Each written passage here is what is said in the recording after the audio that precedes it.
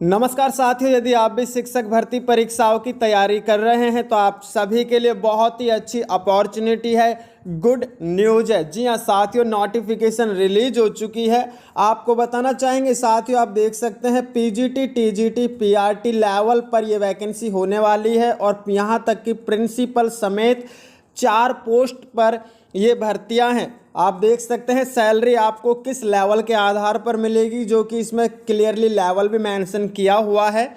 Principal के लिए level 12th के अनुसार आपको सैलरी पे की जाएगी और पीजीटी को लेवल 8th के थ्रू और टीजीटी को 7th अकॉर्डिंग पे किया जाएगा और पीआरटी को लेवल 6th के अकॉर्डिंग वेतन दिया जाएगा। चेकआउट जरूर कर सकते हैं। आप देख सकते हैं प्रिंसिपल के लिए जो सैलरी वेतन होने वाला है वो 78,800 यानी कि 78,800 रुपये से 2,09,200 रुपये तक पे मैट्रिक्स दिया हुआ है। और पीजीटी की बात करें तो 47,600 रुपये से 1,51,100 रुपये तक वेतन दिया जाएगा और टीजीटी के लिए 44,900 रुपये से 1,42,400 रुपये और पीआरटी के लिए 35,400 रुपये से 1,12,400 रुपये तक आपको वेतन पे किया जाएगा। इन्फॉर्मेशन पूरी आपको बताएंगे कि कौन कौन से अभ्यर्थी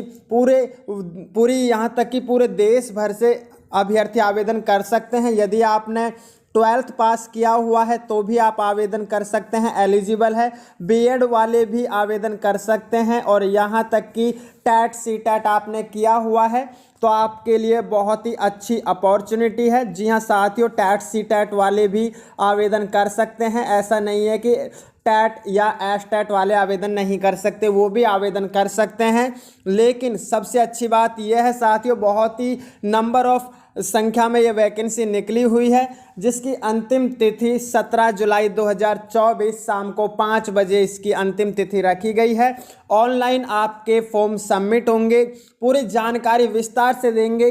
कितनी फीस है, क्या एज क्राइटेरिया मांगा गया है, किस किस सब्जेक्ट पे आप आवेदन कर सकते हैं, कौन कौन से अभ्यर्थी को मतलब कि रेस्ट्रिक्ट किया गया है कि कौन कौन से अभ्यर्थी या फिर कौन कौन से स्टेट से आप आवेदन नहीं कर सकते। पूरी वीडियो को ध्यानपूर्वक समझे। मैं अपनी सभी वीडियोज में आपसे कहता हूं साथियों, टीचिंग से संबंधित इन्फॉर्मेशन या एजुकेशन से संबंधित इन्फॉर्मेशन या फिर इनसे रिलेटेड वैकेंसीज की डिटेल्स जानने के लिए, पाने के लिए आप हमारे चैनल को इसको सब्सक्राइब जरूर करें ताकि इन्फॉर्मेटिव वीडियोज आप तक पहुंचती रहे और बेल आइकन को भी ऑन कर लीजिए ताकि उसकी नोटिफिकेशन सबसे पहले आप तक प्राप्त हो सके। जी हाँ, अब शुरू करते हैं कि वैकेंसी कहां से निकली है, कितनी अच्छी संख्या में ये वैकेंसी है और किस किस आधार पर ये वैकेंसी होने वाली है। जी हाँ साथियों, मैं बताना चाहूँगा आपको, देख सकते हैं साथियों आप प्रिंसिपल पीजीटी, पीआरटी लेवल और टीजीटी पर ये वैकेंसी है। सबसे पहले बात करें कहाँ से ये वैकेंसी निकली है तो साथियों देख सकते हैं आप काशी हिंदू विश्वविद्यालय यानी कि बनारस हिंदू यूनिवर्सिटी से ये वैकेंसी निकली है।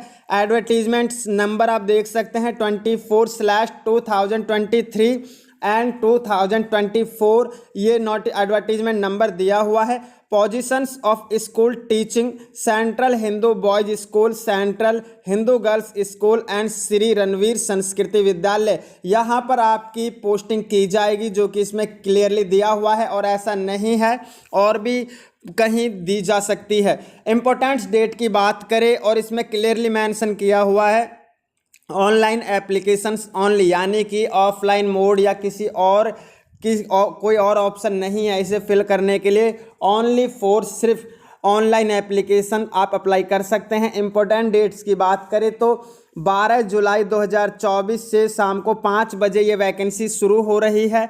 और साथियों बताना चाहूँगा आपको, देख सकते हैं लास्ट डेट साथियों इसकी 12/7/2024 दी गई है। इसमें क्लियरली लिखा हुआ है, सॉरी वो गलती से हो गया। देख सकते हैं last date for online submission of application form and application fee payment, जो कि 12 जुलाई 2024 को शाम 5 बजे इसकी अंतिम तिथि रखी गई है। और बाकी की देख सकते हैं last date for submission of downloaded application form along with the enclosures 17 जुलाई 2024 शाम 5 बजे तक रखी गई है। बहुत ही अच्छी खुशखबरी ये है कि ये वैकेंसी शुरू हो चुकी है, आवेदन कर सकते हैं। और इसकी फ़ीस की यदि बात करें, क्राइटेरिया, फ़ीस क्राइटेरिया की, तो इसमें क्लियरली लिखा हुआ है a non refundable application fee ₹1000 shall be paid online by the candidate of UREWS, यानी कि साथियों अनरिजर्व और इकोनॉमी क्लास के लिए रखी गई है एंड OBC के लिए रखी गई है, जो कि फॉर ग्रुप ए पोस्ट के लिए है। और एंड 500 रुपये रखे गए हैं अनरिजर्व EWS OBC के लिए, जो कि ग्रुप बी के लिए है। और बाकी की SC ST PWBDS categories women candidate the application fees is not be paid, यानी कि जो कैटेगरी से है SC ST वुमेन कैंडिडेट्स और साथियों जो PWBD यानी कि फिजिकल हैंडीकैप्ड हैं, उन सभी के लिए फ्री ऑफ कॉस्ट दी हुई है। ओनली फॉर इसमें जो फीस लगनी है वो अनरिजर्व और EWS और OBC के लिए पे करनी है। जी हाँ, फीस की डिटेल्स आप देख सकते हैं, ऑनलाइन है, बैंक इंटरनेट बैंकिंग से है, डेबिट कार्ड है, क्रेडिट कार्ड है, UPI है, किसी भी इन चारों मेथड में से किसी से भी एक से आप पे कर सकते हैं। अब जान लेते हैं वैकेंसी संख्या कितनी कितनी निकली हुई है। देख सकते हैं साथियों, ये तो पोस्ट कोड इसमें क्लियरली दिया हुआ है, ये नेम ऑफ पोस्ट है, सब्जेक्ट अकॉर्डिंग ये कैटेगरी है EWS SC ST OBC PWBDS, यानी कि प्रिंसिपल CHBS के ये की इसकी वैकेंसी एक है, जो कि साथियों अनरिजर्व्ड के लिए है। प्रिंसिपल CHGS इसके लिए के, जो कि एक है, सिर्फ अनरिजर्व्ड के लिए है। प्रिंसिपल SRSV, साथियों ये जो CHBS है, CHGS है, SRSY है, ये स्कूलों के नाम है। जिन जिन स्कूलों में इनकी ज़रूरत है वहाँ 3 जो कि अनरिजर्व्ड से दी गई है। पोस्ट ग्रेजुएट टीचर की बात करें PGT के लिए, तो हिंदी सब्जेक्ट के लिए ST की पोस्ट है, ST कैंडिडेट भर सकता है। इंग्लिश के लिए अनरिजर्व्ड पोस्ट भर सकता है। और साथियों SC में एक पोस्ट है, मैथमेटिक्स के लिए भर सकता है। इकोनॉमिक्स में एक पोस्ट दी हुई है अनरिजर्व्ड के लिए। साइकोलॉजी में एक पोस्ट है अनरिजर्व्ड के लिए। हिस्ट्री में एक पोस्ट है अनरिजर्व के लिए। दर्शन सब्जेक्ट में एक पोस्ट है अनरिजर्व के लिए। फिजिकल एजुकेशन में SC के लिए एक पोस्ट दी गई है और फिजिक्स के लिए एक पोस्ट दी गई है SC के लिए। जी हाँ साथियों, अब आगे की देख लेते हैं। फिजिकल एजुकेशन में OBC के लिए है साथियों, और मैथमेटिक्स में भी OBC के लिए है। और SC में सिर्फ एक पोस्ट है फिजिक्स के लिए। और बाकी के आप चेकआउट कर सकते हैं। EWS के लिए नहीं है वैकेंसी और PWBD के लिए भी इसमें वैकेंसी नहीं है। अब ट्रेन ग्रेजुएट टीचर की यदि बात करें तो देख सकते हैं, ट्रेन ग्रेजुएट टीचर में इंग्लिश के लिए साथियों एक पोस्ट दी हुई है, जो कि OBC के लिए है। एक बार आप चेकआउट जरूर कीजिएगा, मिलान कीजिए खुद ही कि किस कैटेगरी से निकली है, तो मैं एक बार आपको चेकआउट करके ज़रूर बता देता हूं। मैथमेटिक्स की निकली है, अनरिजर्व्ड के लिए 2 पोस्ट है और साथियों ये भी है और ये भी है, यानी कि 4 पोस्ट निकली है अलग अलग कैटेगरीज में। संस्कृत की एक है तो यहाँ पे भी एक है, सोशल स्टडीज़ की एक यहाँ पे तो एक यहाँ पे, यानी कि लगभग सभी में है। साइंस की भी 1 2 3 पोस्ट है। हिंदी के लिए एक है, होम साइंस के लिए एक है और व्याकरण के लिए एक है, ज्योतिष के लिए एक है, साहित्य के लिए एक है, वेद के लिए एक है, दर्शन के लिए एक है, म्यूजिक इंस्ट्रूमेंटल के लिए एक है, म्यूजिक वोकल के लिए एक है और फिजिकल एजुकेशन के लिए 2 पोस्ट दी हुई है, एक एक करके है। एग्रीकल्चर के लिए एक एक पोस्ट करके निर्धारित की गई है, जो कि TGT के लिए है, ट्रेन ग्रेजुएट टीचर के लिए है। और साथियों बात करें प्राइमरी टीचर PRT के लिए, तो देख सकते हैं पोस्ट कोड 30 है। PRT प्राइमरी टीचर PRT, जिसकी पोस्ट जो कि अनरिजर्व्ड के लिए 4 पोस्ट निर्धारित की गई है। और देख सकते हैं बाकी कैटेगरीज में 1 पोस्ट इसमें है, 1 इसमें है तो 1 इसमें है।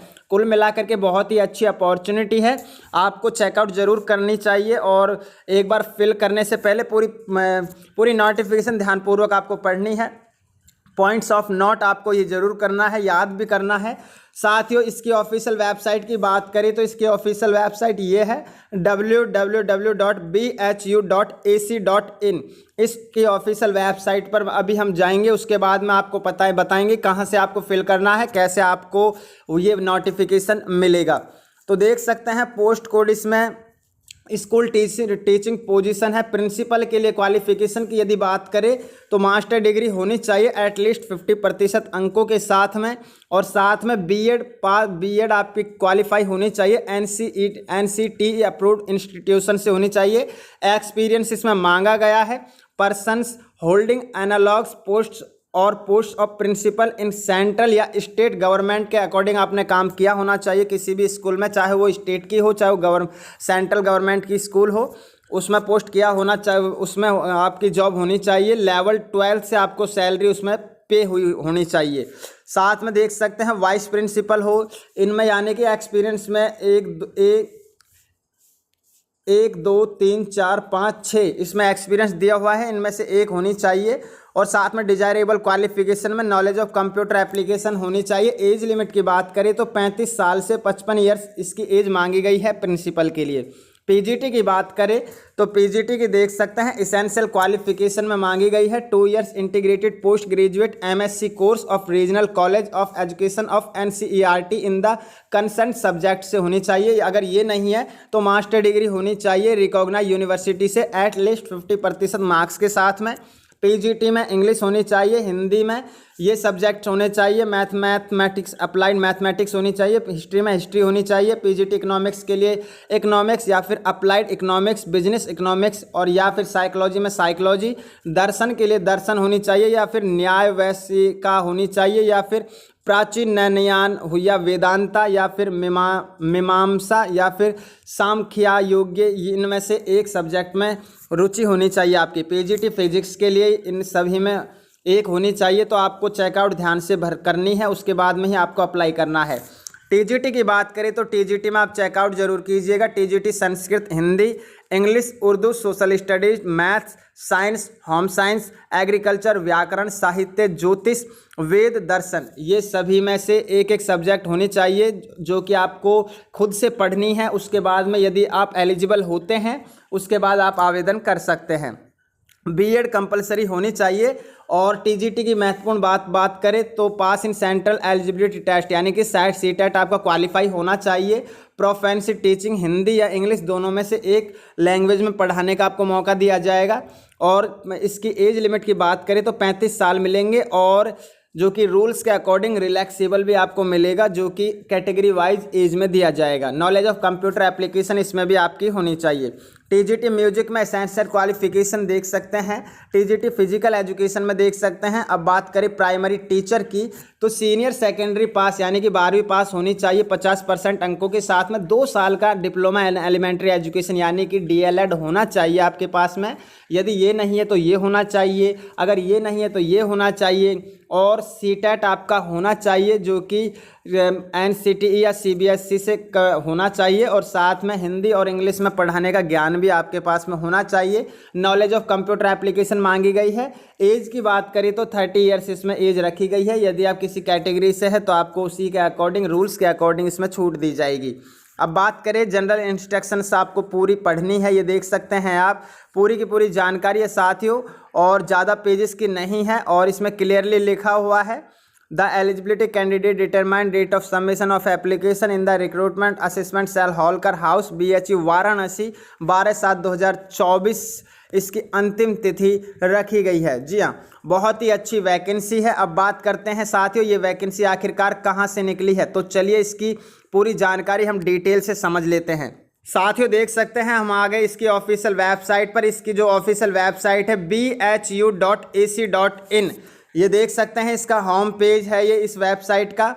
और साथियों इस अगर आप डायरेक्ट क्लिक करके यहाँ से चेकआउट जरूर कर सकते हैं, देख सकते हैं इस वाले से डायरेक्ट चेक कर सकते हैं। ये जो हाईलाइट हो रही है यदि यहाँ से नहीं कर पाते हैं तो आपको यहाँ पर जाकर के साथियों टीचिंग पोजीशन देख सकते हैं आप, इस पर क्लिक करना है आपको।